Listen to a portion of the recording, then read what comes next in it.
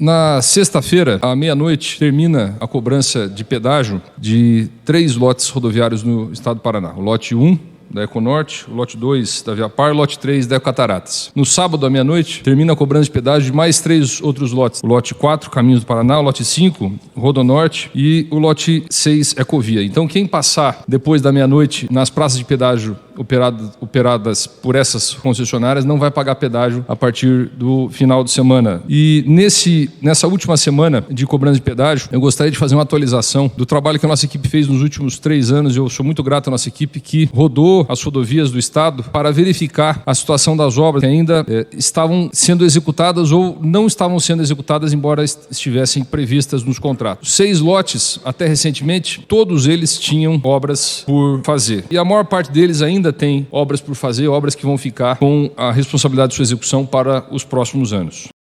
O lote 1, operado pela Econorte, no Norte Pioneiro, tem atualmente em andamento 4 obras. A duplicação da BR-369 entre Cornélio Procópio e o trevo de Uraí, que já está cerca de 90% pronta. A duplicação da BR-369 entre o trevo de Uraí até Jataizinho está a 85% pronta. Uma interseção em Sertaneja, uma interseção em Sertanópolis, ambas com 70% de execução. Essas obras, portanto, ainda precisam ser entregues e, recentemente, a Econorte, num acordo com o Estado, em substituição a uma interseção em Jacarezinho, assumiu a responsabilidade de operar o serviço de ambulância e socorro mecânico por 1 ano, em troca de não realizar aquela obra.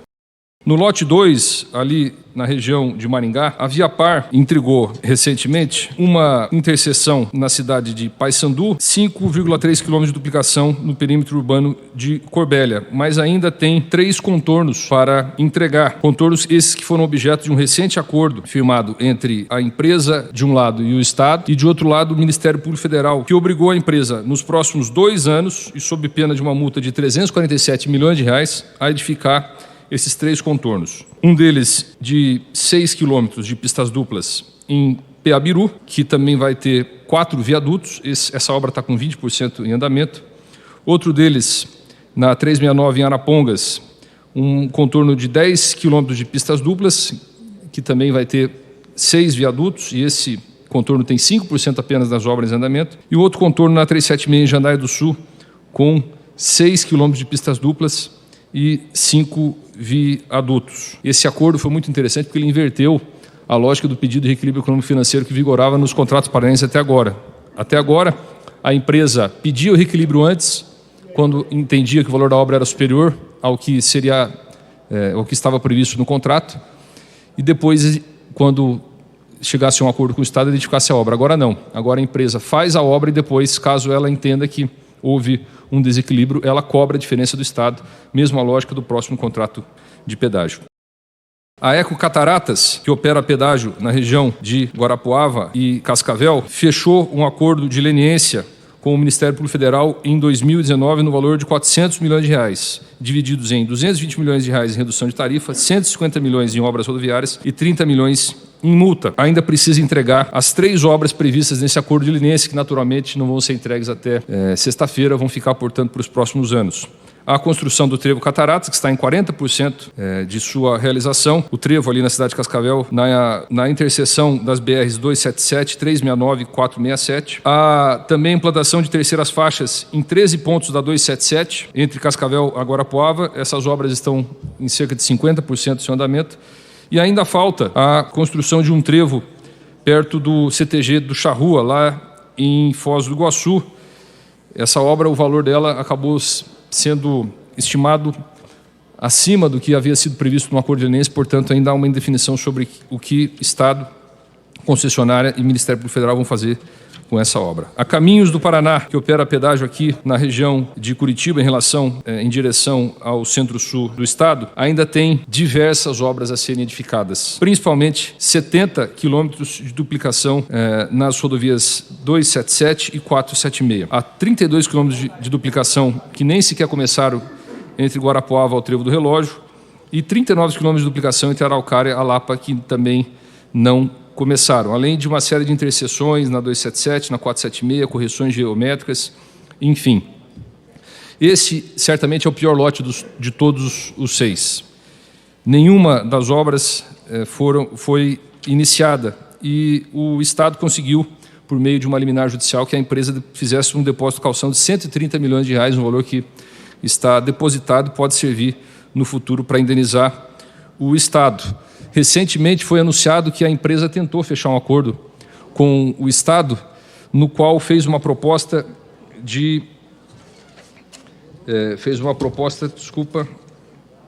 de 770 milhões de reais, mas o Estado entende, do deputado Tricílio, que a empresa deve a ele 4 bilhões.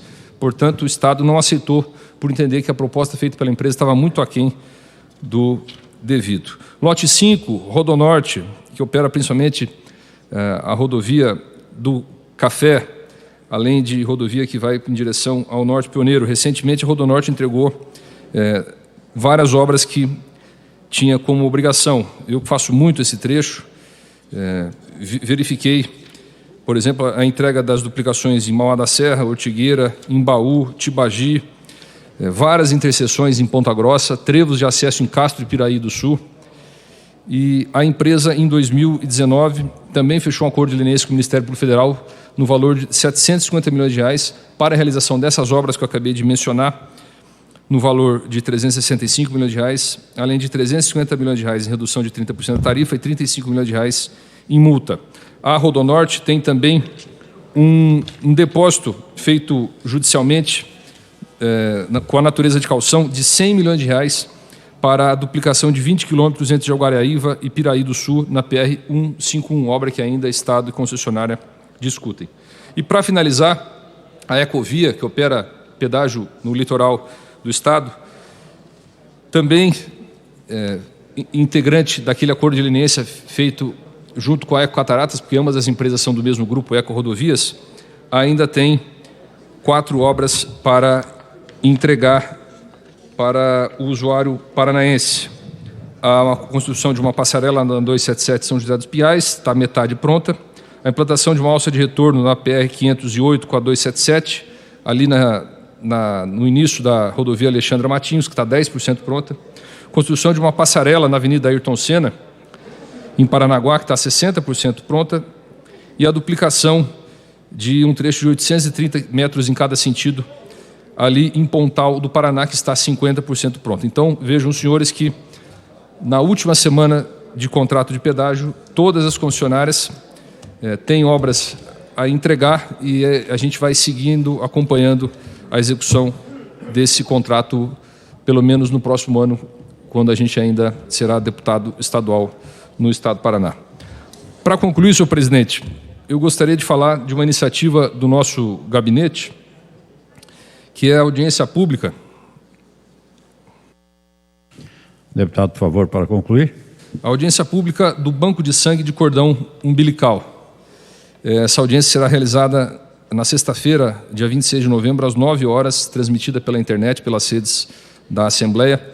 E nós vamos discutir a necessidade de instalar no Paraná um banco de sangue de cordão umbilical e placentário, que é rico em células-tronco, e isso é uma fonte alternativa para o tratamento de doenças hematológicas e pode salvar milhares, talvez, de vidas. Portanto, convido a todos os interessados que se inscrevam na audiência, podem fazer isso pelas nossas redes sociais e participem pelas redes sociais da Assembleia, YouTube, TV Assembleia, o site da Assembleia, desse grande evento que vai contar com grandes especialistas, sexta-feira, 9 horas. Muito obrigado. Próximo orador, deputado Ricardo Arruda.